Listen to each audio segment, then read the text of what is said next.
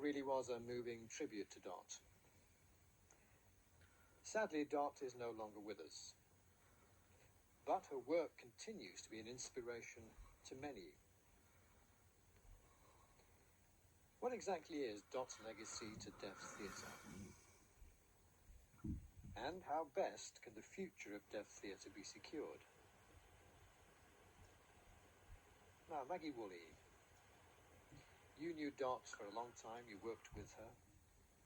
You're now the director of SHAPE. Can you explain to us, what does this term deaf theatre actually mean? 20 years ago, Dorothy herself wrote that deaf theatre had 3 very important features.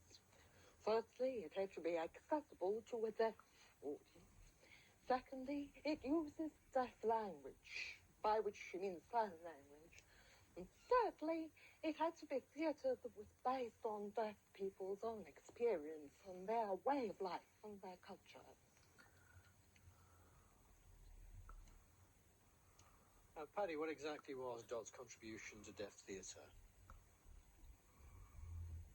Dot had a very strong belief that we have to become proud of being deaf, become deaf with a capital D, if you like. Be proud of ourselves. Feel that our lives in an everyday community are important. And that should be reflected in plays. You have to remember that Dot was in America. She was involved in the first deaf theatre in 1973. She wrote her first play back then. The first real deaf play about deaf life. And the year after that, she wrote a play of our own. And I think that's important in our lives. And the other thing is, the other important part of this big D is sign language itself. It needs to be developed. We've had this oppression from oralism. And our everyday language needs to be stretched and worked on and developed, I think. And Dot believes strongly in that. And she believed that for many years and worked on it for many years. You know, making up signs and developing it that way. But it needs to be done from the deaf community itself. Thank you, Paddy. Now, Charles Hurd, you knew Dot from way back, and you were both involved in the amateur theatre group, Deaf Players Theatre.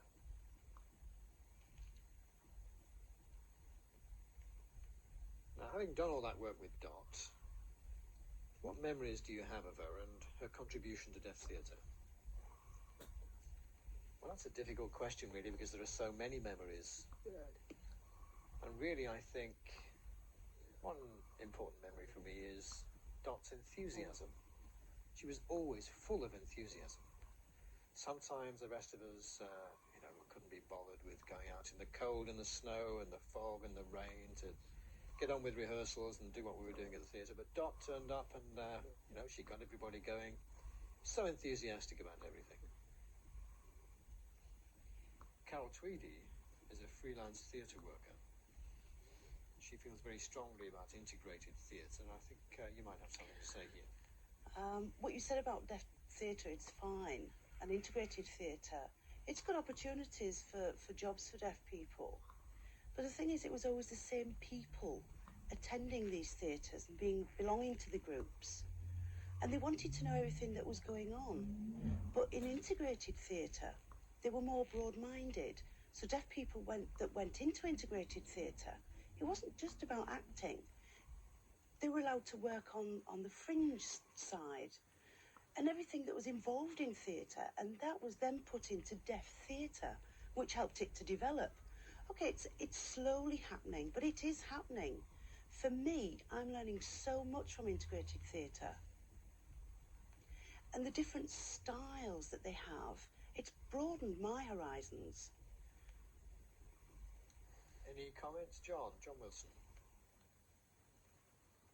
Yeah, that's interesting, the idea of integrated theatre, but that's a political issue, really. I mean, hearing people are taking over that, getting involved in the language, they're playing with language, really, and the access is lost that way.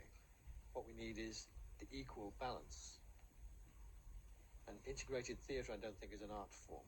I mean, theatre's like a tree. You have branches on a tree, different art forms, and I think deaf theatre is one of those things. Integrated theatre isn't, I don't think.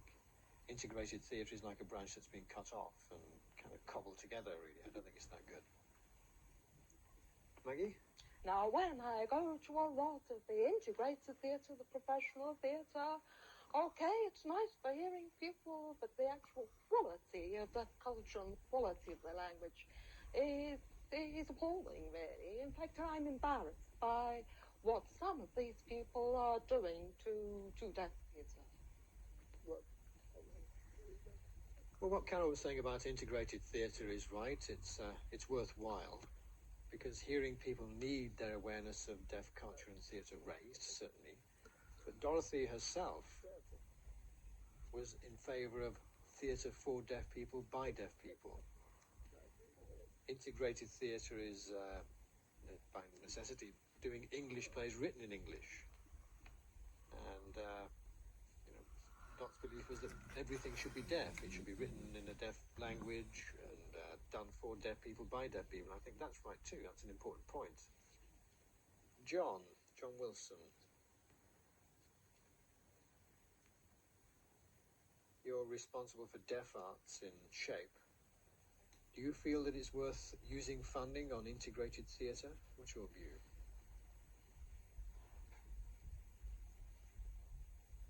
Well, my job really is open access to different kinds of theatre for deaf people. Integrated theatre is run by hearing people. I'm not involved in that. I'm only involved in deaf theatre. So I'm involved in setting up a deaf forum for the theatre from the deaf community. There's a deaf tour this year, hopefully going to happen. We have the deaf experience and deaf language and access to deaf people involved in this. And they're creating this themselves. Acting for 20 minutes, the audience can make comments, maybe feel negative, make their comments, then we repeat the play. Then deaf people can get involved and change the play and make it more positive. It's a kind of a forum theatre.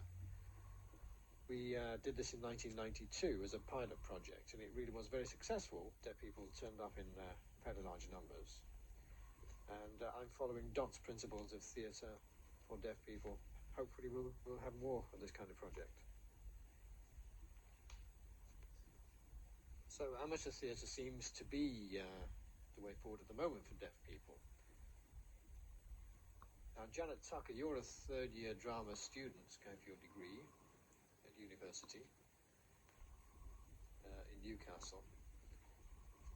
Tell us what you feel about this new movement in theatre for deaf people.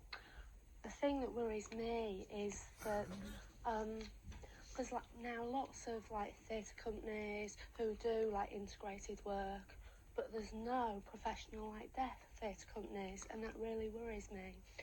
And another thing is there's not many training opportunities for deaf people.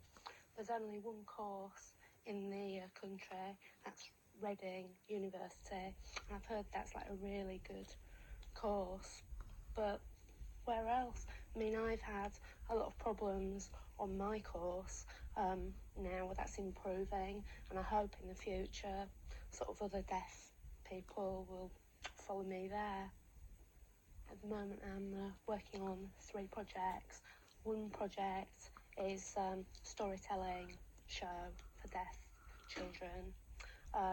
Another project is a youth theatre which has been established last year. And the other project, I'm working on a play about AIDS with the drama group at the Deaf Club, and I'm now writing and directing that, which should be ready at Easter.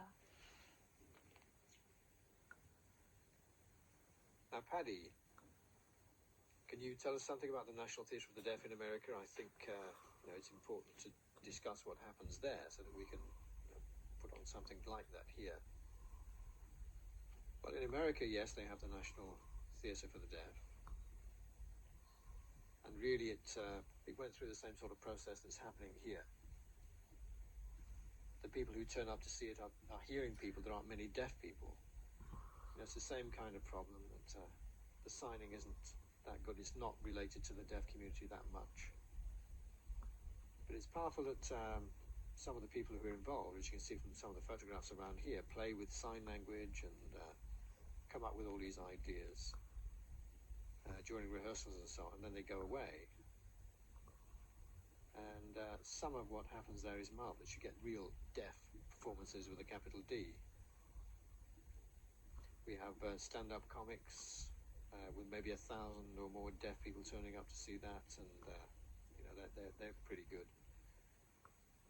And they tell stories from their experience and jokes from their experience. And I think it's important that you get deaf people together, and that is deaf theatre. And I think from that things will develop. Charles.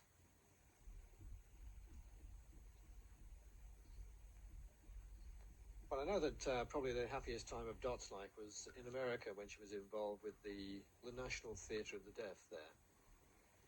And really, I think her dream was to have something like that here in Britain, the same sort of thing. And if we set up something like that, I think it could grow, and perhaps we'd end up with a deaf professional company which could put on big productions that people would turn up to see.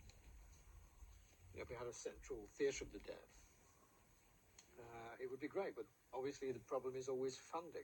I know it was Dot's dream, certainly. That's what she wanted.